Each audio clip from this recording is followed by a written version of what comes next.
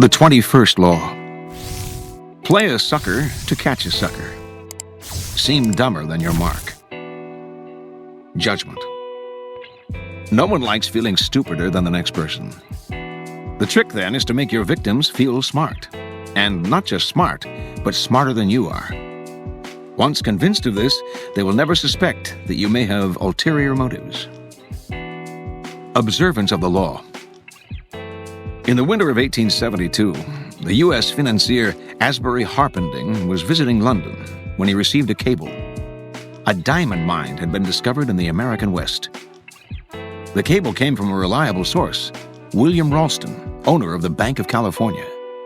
But Harpending nevertheless took it as a practical joke, probably inspired by the recent discovery of huge diamond mines in South Africa. True, when reports had first come in of gold being discovered in the western United States, everyone had been skeptical, and those had turned out to be true. But a diamond mine in the West? Harpending showed the cable to his fellow financier, Baron Rothschild, one of the richest men in the world, saying it must be a joke. The Baron, however, replied, "Don't be too sure about that. America is a very large country. It has furnished the world with many surprises already. Perhaps it has others in store." Harpending promptly took the first ship back to the States.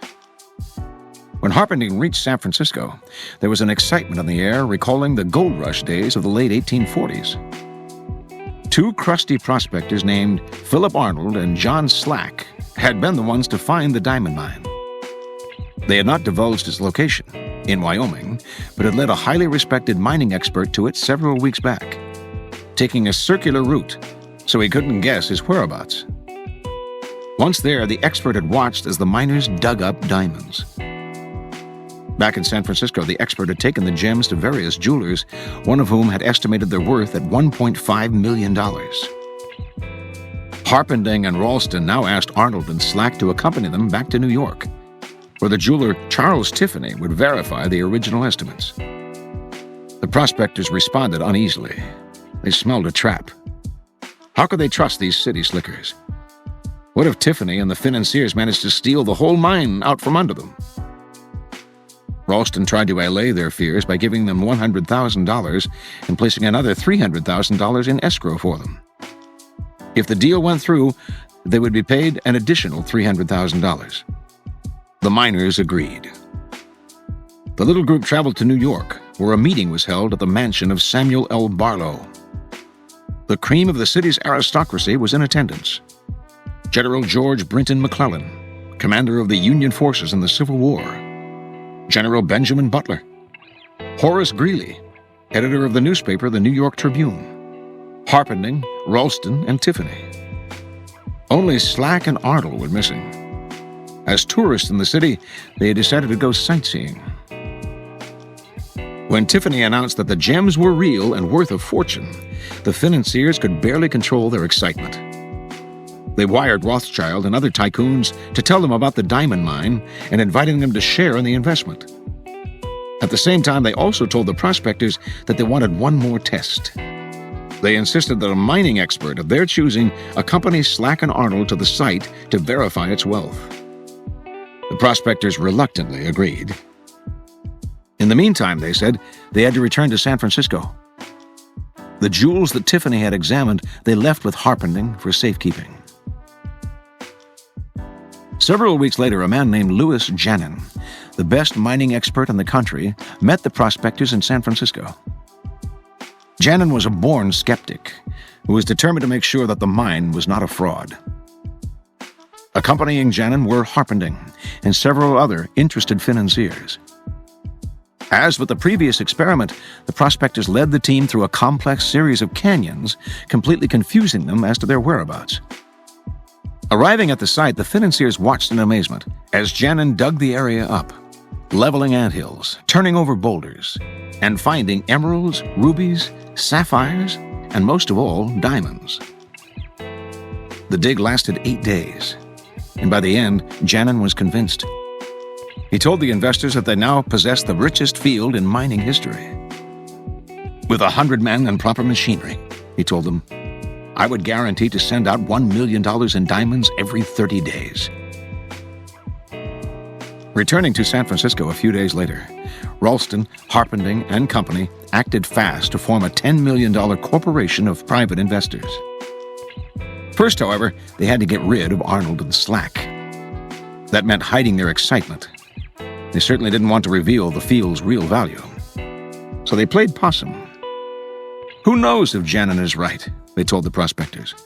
"The mine may not be as rich as we think." This just made the prospectors angry. Trying a different tactic, the financiers told the two men that if they insisted on having shares in the mine, they would end up being fleeced by the unscrupulous tycoons and investors who would run the corporation. Better, they said, to take the $700,000 already offered, an enormous sum at the time, and put their greed aside. This the prospectors seemed to understand, and they finally agreed to take the money, in return signing the rights to the site over to the financiers and leaving maps to it. News of the mine spread like wildfire. Prospectors fanned out across Wyoming. Meanwhile, Harpending and Group began spending the millions they had collected from their investors, buying equipment, hiring the best men in the business, and furnishing luxurious offices in New York and San Francisco. A few weeks later, on their first trip back to the site, they learned the hard truth. Not a single diamond or ruby was to be found. It was all a fake. They were ruined. Harpending had unwittingly lured the richest men in the world into the biggest scam of the century. Interpretation. Arnold and Slack pulled off their stupendous con, not by using a fake engineer or bribing Tiffany. All the experts had been real. All of them honestly believed in the existence of the mine and in the value of the gems. What had fooled them all was nothing else than Arnold and Slack themselves. The two men seemed to be such rubes, such hayseeds, so naive that no one for an instant had believed them capable of such an audacious scam. The prospectors had simply observed the law of appearing more stupid than the mark, the deceiver's first commandment. The logistics of the con were quite simple. Months before Arnold and Slack announced the discovery of the diamond mine, they traveled to Europe, where they purchased some real gems for around $12,000, part of the money they had saved from their days as gold miners. Then they salted the mine with these gems, which the first expert dug up and brought to San Francisco. The jewelers who had appraised these stones, including Tiffany himself, had gotten caught up in the fever and had grossly overestimated their value. Then Ralston gave the prospectors $100,000 as security, and immediately after their trip to New York, they simply went to Amsterdam, where they bought sacks of uncut gems before returning to San Francisco. The second time they salted the mine, there were many more jewels to be found. The effectiveness of the scheme, however, rested not on tricks like these, but on the fact that Arnold and Slack played their parts to perfection. On their trip to New York, where they mingled with millionaires and tycoons, they played up their clodhopper image, wearing pants and coats a size or two too small, and acting incredulous at everything they saw in the big city.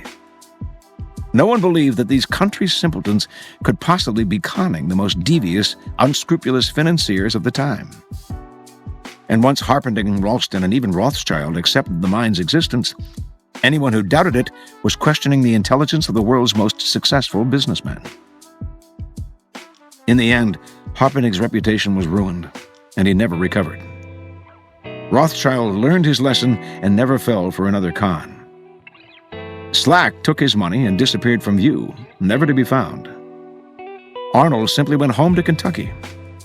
After all, his sale of his mining rights had been legitimate.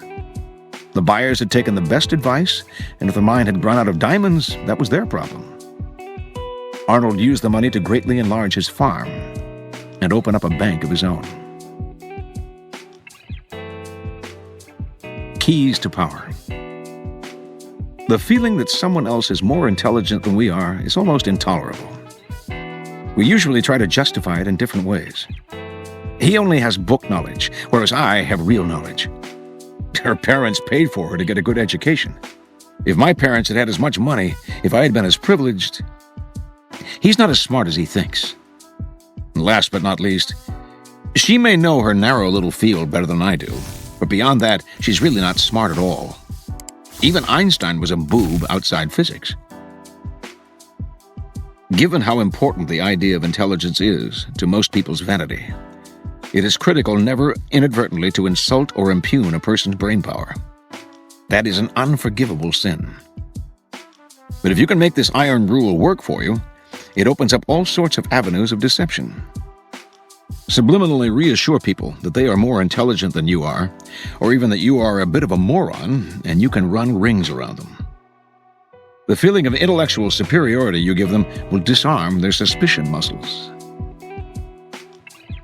In 1865, the Prussian counselor Otto von Bismarck wanted Austria to sign a certain treaty. The treaty was totally in the interests of Prussia and against the interests of Austria, and Bismarck would have to strategize to get the Austrians to agree to it. But the Austrian negotiator, Count Blum, was an avid card player. His particular game was cans, and he often said that he could judge a man's character by the way he played cans. Bismarck knew of this saying of Blum's. The night before the negotiations were to begin, Bismarck innocently engaged Blum in a game of cans. The Prussian would later write, "That was the very last time I ever played cans. I played so recklessly that everyone was astonished. I lost several thousand thalers, the currency of the time, but I succeeded in fooling Blum, for he believed me to be more venturesome than I am, and I gave way." Besides appearing reckless, Bismarck also played the witless fool, saying ridiculous things and bumbling about with a surplus of nervous energy. All this made Blum feel he had gathered valuable information. He knew that Bismarck was aggressive. The Prussian already had that reputation, and the way he played had confirmed it. An aggressive man, Blum knew, can be foolish and rash. Accordingly, when the time came to sign the treaty, Blum thought he had the advantage. A heedless fool like Bismarck, he thought, is incapable of cold-blooded calculation and deception. So he only glanced at the treaty before signing it. He failed to read the fine print. As soon as the ink was dry, a joyous Bismarck exclaimed in his face, "Well, I could never have believed that I should find an Austrian diplomat willing to sign that document."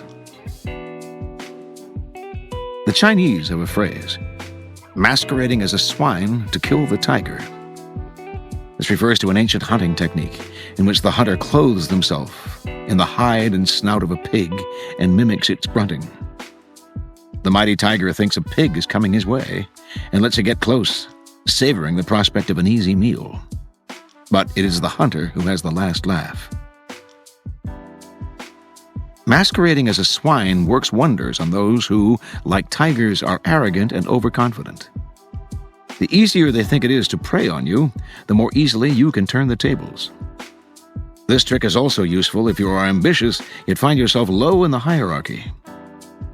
Appearing less intelligent than you are, even a bit of a fool, is the perfect disguise.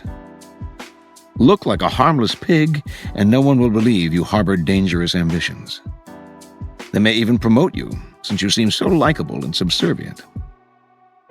Claudius, before he became Emperor of Rome, and the Prince of France, who later became Louis XIII, used this tactic when those above them suspected they might have designs on the throne.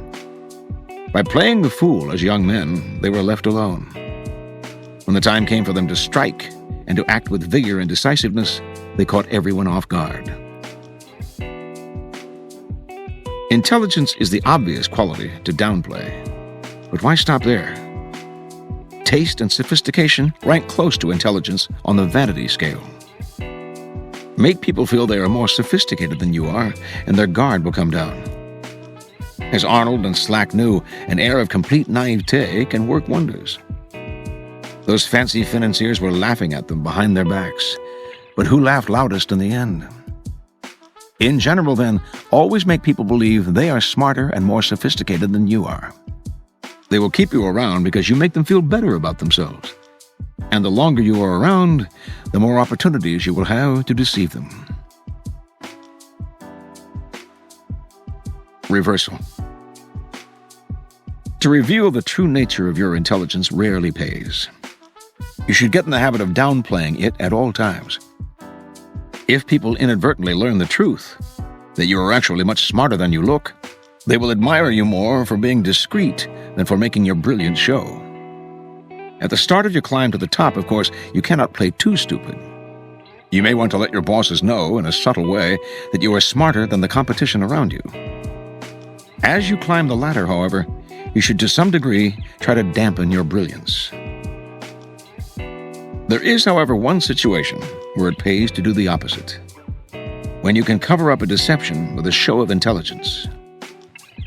In matters of smarts, as in most things, appearances are what count. If you seem to have authority and knowledge, people will believe what you say. This can be very useful in getting you out of a scrape. The art dealer Joseph Duveen was once attending a soiree at the New York home of a tycoon to whom he had recently sold a Dürer painting for a high price. Among the guests was a young French art critic who seemed extremely knowledgeable and confident. Wanting to impress this man, the tycoon's daughter showed him the Dürer, which had not yet been hung. The critic studied it for a time, then finally said, "You know, I don't think this Dürer is right."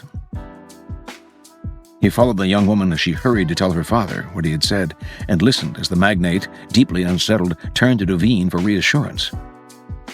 Duveen just laughed. "How very amusing," he said.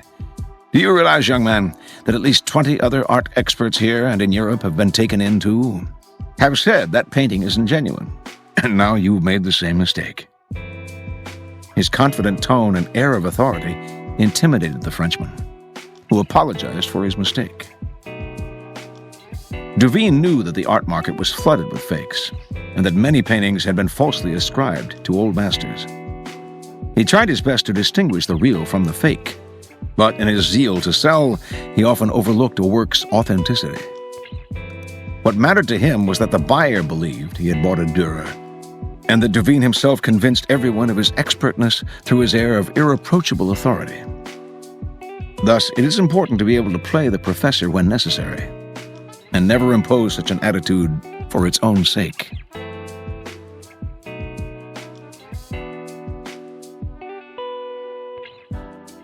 Here is a further reflection on this law. From Arthur Schopenhauer. Now there is nothing of which a man is prouder than of intellectual ability, for it is this that gives him his commanding place in the animal world. It is an exceedingly rash thing to let anyone see that you are decidedly superior to him in this respect, and to let other people see it too. Hence, while rank and riches may always reckon upon deferential treatment in society, that is something which intellectual ability can never expect. To be ignored is the greatest favor shown to it, and if people notice it at all, it is because they regard it as a piece of impertinence, or else as something to which its possessor has no legitimate right, and upon which he dares to pride himself. And in retaliation and revenge for his conduct, people secretly try and humiliate him in some other way. And if they wait to do this, it is only for a fitting opportunity. A man may be as humble as possible in his demeanor, and yet hardly ever get people to overlook his crime in standing intellectually above them. In The Garden of Roses, Sadi makes the remark, "You should know that foolish people are 100-fold more averse to meeting with wise than the wise are indisposed for the company of the foolish." On the other hand, it is a real recommendation to be stupid. For just as warmth is agreeable to the body, so it does the mind good to feel its superiority. And a man will seek company likely to give him this feeling as instinctively as he will approach the fireplace or walk in the sun if he wants to get warm. But this means that he will be disliked on account of his superiority. And if a man is to be liked, he must really be inferior in point of intellect.